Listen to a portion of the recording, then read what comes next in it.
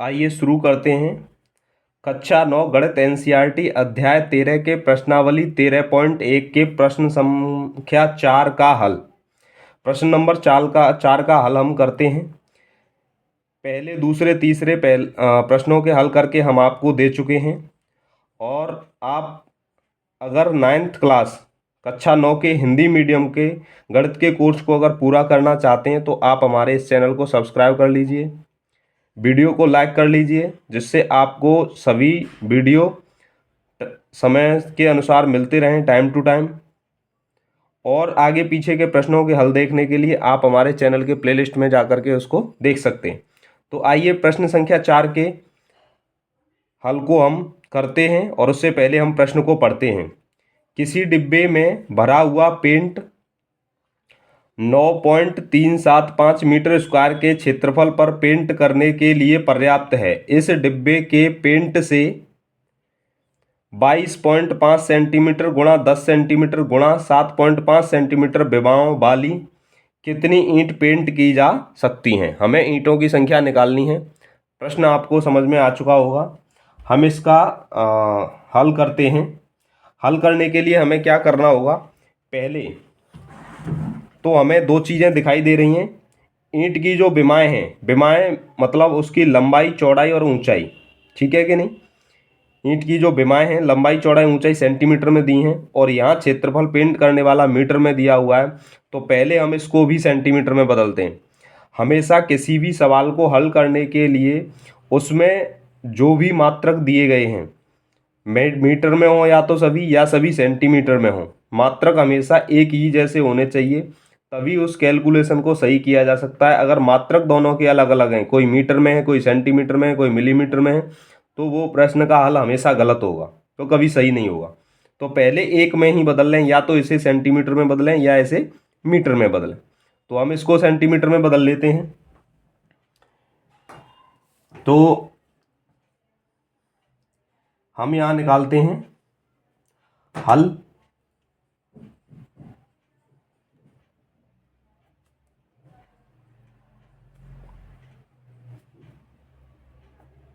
Paint का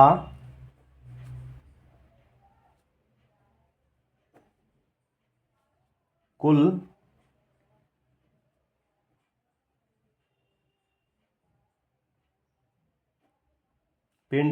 क्षेत्रफल 9.375 metre square. देखो, 1 मीटर में 100 सेंटीमीटर होते हैं। क्या होते हैं, हम इसको यहाँ समझ लेते हैं। 1 metre is equal to 100 centimetre. अब हमें 1 मीटर स्क्वायर निकालना है, तो इसमें कितने सेंटीमीटर होंगे, यानी हम इन दोनों का स्क्वायर कर दें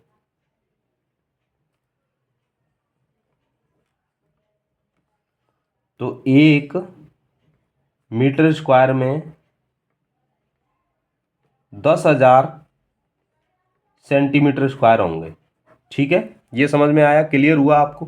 क्योंकि हमें स्क्वायर में निकालना है तो हमें सेंटीमीटर को भी स्क्वायर में ही चेंज करना होगा। अब हम इसको सेंटीमीटर स्क्वायर में अगर करते हैं तो 9.375 गुणा 10,000, ठीक है, सेंटीमीटर स्क्वायर, यानी ये हो जाएगा 9,375।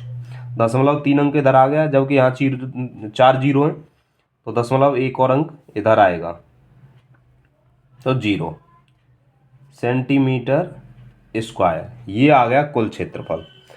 अब हमें क्या करना है, इस डिब्बे के पेंट से 22.5 सेंटीमीटर 10 सेंटीमीटर 7.5 सेंटीमीटर विमाओं वाली कितनी ईंटें पेंट की जा सकती हैं। तो हम क्या करेंगे, पहले हमें एक ईंट का कुल क्षेत्रफल निकालना है और एक ईंट के कुल क्षेत्रफल को अगर हम इस क्षेत्रफल में भाग कर देंगे तो ईंटों की कुल संख्या निकल आएगी। यानी हम सबसे पहले क्या करते हैं,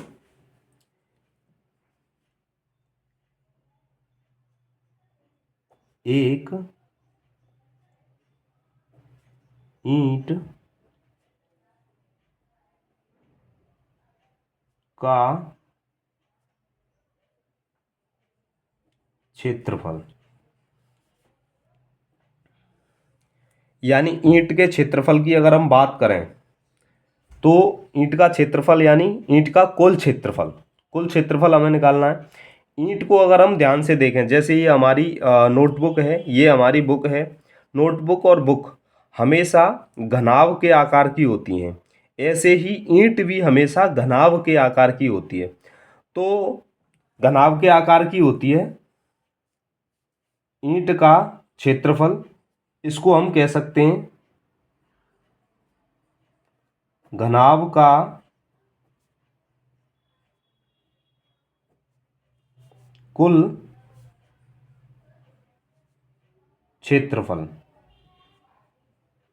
ठीक है, घनाभ का कुल क्षेत्रफल।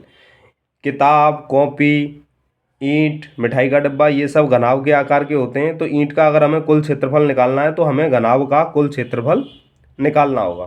तो घनाभ के कुल क्षेत्रफल का फॉर्मूला हम बता चुके हैं। क्या है घनाभ के कुल क्षेत्रफल का फॉर्मूला? 2 लंबाई गुणा चौड़ाई प्लस चौड़ाई गुणा ऊंचाई प्लस ऊंचाई गुणा लंबाई, ये है ना। चलो इसको हल करते हैं। 2 लंबाई, चौड़ाई और ऊंचाई ये हैं, इसको हम लंबाई कह सकते हैं ईंट की विमाएं, इसको चौड़ाई, इसको ऊंचाई। तो लंबाई कितनी हो जाएगी? 22.5 गुणा 10 प्लस 10 गुणा 7.5 प्लस 7.5 गुणा 22.5। ठीक है, यहाँ तक समझ में आया? कोई दिक्कत? ये हम सेंटीमीटर में निकाल रहे हैं तो सेंटीमीटर स्क्वायर होगा, ये हम सेंटीमीटर में निकाल रहे हैं तो सेंटीमीटर स्क्वायर होगा। ठीक है ना। यहाँ से एक चीज़ देखो, इन सब में से क्या कॉमन आ सकता है? इन सब में देखो 25 का अगर आपको पहाड़ा याद हो तो 25 निम्मा 225, 25 तिया 75, 25 तिया 75, 25 निम्मा 225, यानी 25 को हम कॉमन ले सकते हैं कि नहीं? 25 को अगर हम कॉमन लेंगे तो ये हो जाएगा, यहाँ 25 बाहर आएगा और ये 2, तो ये हो जाएगा 25 दूनी 50। 25 का अगर हम इसमें भाग करते हैं, क्योंकि कॉमन लेते हैं तो उसका भाग करते हैं जब भी वो निकल के आएगा। 25 का अगर हम इसमें भाग करते हैं तो ये आ जाएगा 0.9। ठीक है ना, गुणा 10 प्लस ये हो जाएगा 10 गुणा 0.3, 25 दिया 75 प्लस ये हो जाएगा गुणा 0.9 सेंटीमीटर स्क्वायर। ठीक है, इसको आगे हल करते हैं, जाएगा 50, 10 का गुणा 0.9 से करें तो 9 हो जाएगा, प्लस 10 का गुणा 0.3 से करें तो ये 3 हो जाएगा, प्लस 9, 9 5 45, 4 9 7 63, 63 और 4 हासिल के 67, 1 और 2 अंक बाद दशमलव है तो यहाँ लगा देंगे, ये हो जाएगा मीटर सेंटीमीटर स्क्वायर। ये हो जाएगा 50 गुणा 9 और 3 12, 12 और 6 18, 18.75। ये क्लियर हुआ? 18.75 सेंटीमीटर स्क्वायर। ठीक है ना। अब जोड़ने में एक चीज़ हमेशा ध्यान रखो, ये आपने देखा होगा, पॉइंट के बाद वाली संख्या हमेशा पॉइंट के बाद में रहती है और पॉइंट के आगे वाली संख्याओं को आपस में जोड़ा जाता है। यहाँ पॉइंट नहीं है, इसका मतलब 0.0 है, ये 3.0 3.0, ये है 9.0, ठीक है ना। अब ये कुल एरिया निकल आया किसका, एक ईंट का, एक ईंट का कुल एरिया ये निकल के आया है। हम चाहें तो इसको ऐसे भी हल कर सकते हैं,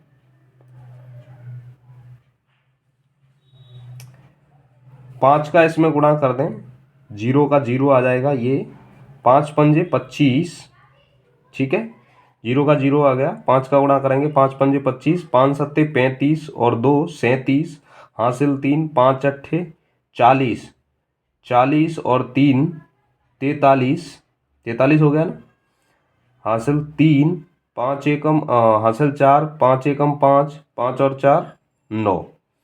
अब यहाँ दशमलव देखो कितने अंक बाद आएगा, 1 2, 2 अंक बाद दशमलव आएगा, तो हम इसे कर देंगे यहाँ ऐसे सेंटीमीटर स्क्वायर, ठीक है। अब आगे हम यहाँ लिखेंगे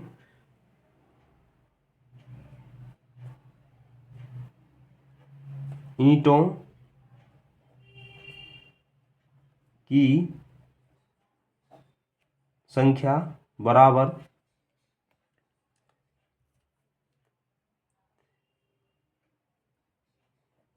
पेंट का कुल क्षेत्रफल बटे